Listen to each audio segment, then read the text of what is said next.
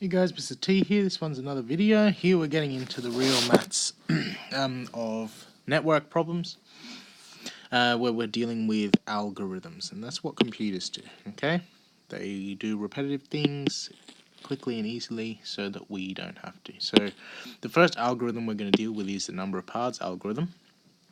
So from previous video, obviously it took 8 different drawings for us to draw the different paths from Jason's school to his house. So obviously larger networks can be very complex and would be too difficult to try to manually draw all the paths from one node to another. You'd probably get duplicates, you'd probably mess up, you might even backtrack without thinking. So instead what we do is an algorithm, and we can use an algorithm to find the number of paths that are available.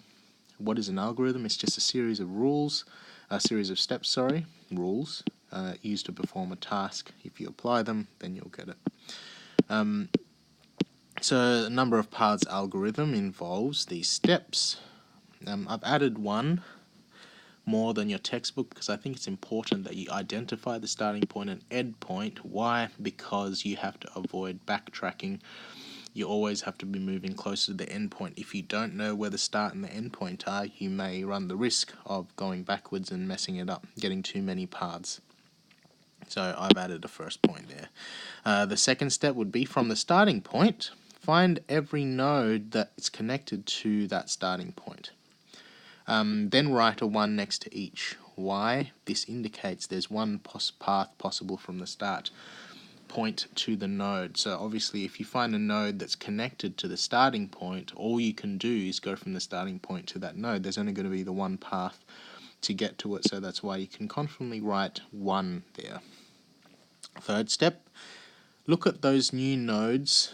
Look at any new nodes that are connected to the nodes you just put a 1 next to in step 2. So you went from the starting point, you went to points connected to it, and you put 1s next to those. Now you're looking at points connected to those nodes you numbered in 2 with a 1 next to them. Now you look at these nodes that don't have numbers on them, and you add the numbers of any previous nodes that lead to these new unnumbered ones. So right now that's a whole lot of words. Hopefully in our example below you'll see what I mean by that. But specifically, that is this third step. Lastly, you're going to repeat step 3 until the endpoint node is numbered.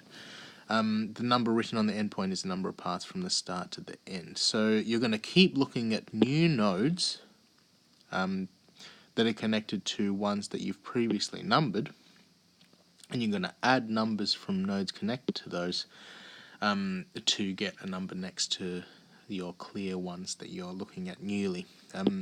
Some things to consider: if a node is to be avoided, write a 0 on that node, and if a node must be passed through, write a 0 on any nodes that prevent passage through it, because there's no point in writing a number next to it if it's not going to let you go through the node you have to go through. So yes, that's pretty wordy. Let's do an example here. Use the number of paths algorithm to find a number of paths from A to B in the network below. So here I've drawn a 3x3 grid. So you're going from the bottom corner to the top right. So I'm going to try to demonstrate the actual algorithm here. I need to go from A to B, so I always have to be going closer to B from where I started. So step 2 is, from the starting point, find each node that's connected to it and write a 1 next to each. So, if we look here, this is the starting point. There are only 2 nodes connected to that, 1 and 2. So you write a 1 next to each. Why is that?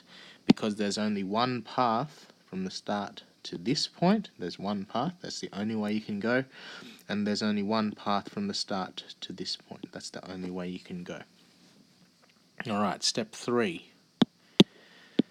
So this is the first wordy step of the algorithm, but hopefully this example will show you what we mean. Look at new nodes connected to the nodes numbered from 2.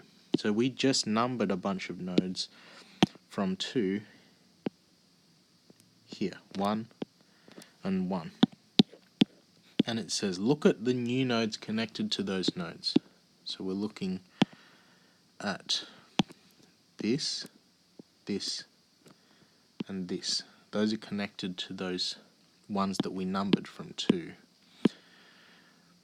Add the numbers of any previous nodes that lead to these new unnumbered nodes. So we are looking at these blue circled ones, and we're going to add the numbers together of anything connected to that and put the number there. So there is only one node that's connected to this blue one here that I can add, so that's going to be 1, 2. There is only one node prior to this one. This is the only node before this one that's connected to it, so add the number, it'll be 1. However, this node here is connected to those previous ones, that way and that way, so you have to add those numbers together. 1 and 1 makes 2. So that is an example of applying step 3. Looked at the new nodes, which I circled in blue. Add the numbers of any previous nodes that lead to these new unnumbered nodes. So these blue circles were previously unnumbered. I looked at nodes before them, connected to them, and added the number. So that's why that was 1. This bottom one was also 1. However, this one was 2 because I had to add 1 and the 1 together. So next, step 4, repeat step 3 until the endpoint node is numbered. The number written on the endpoint is the number of paths from start to end. So we need to repeat this until I reach the end. So I'm going to write a 4 here. Quickly draw this out. A, B.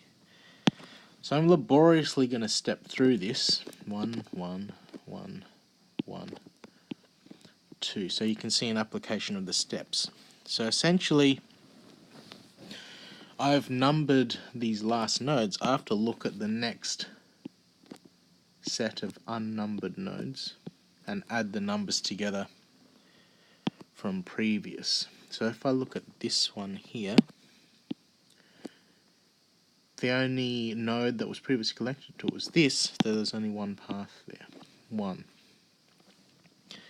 This node here, the previous nodes, you can go from there, which is 1, and from there, which is 2. So add those together, that's going to be 3. This node is connected to previous nodes that way, and from the bottom, add those numbers together. 2 plus 1 is 3. And this last node here, the only node previously that's connected to it is this one here, so add that number, it's still going to be 1. So that's 4 for the first time. I haven't reached the end node yet of B, so I need to repeat this until I reach the end point. Not 5, this is 4 again. 4 repeated. There's only the 4 steps in the algorithm. I just have to keep doing it until I reach the end node. A, B. So rewrite what I've done previously. 1, 1, 2, 1, 1, 1, 1, 3, 3. Alright, so what nodes are we looking at this point? That one's unnumbered, that is unnumbered, that is unnumbered. So let's look at that top one here. This node has this previously numbered one connected to it and this previously numbered one connected to it. So I need to add those numbers together, that's going to be 4. This node has this node connected to it and this, so add those, that's going to be 6. This node here has 3 and 1 connected to it, so it's going to be 4 as well. Are we yet at the end point? No. So we have to repeat step.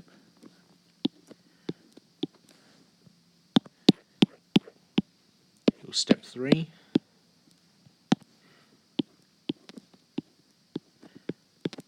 With the new information that we have.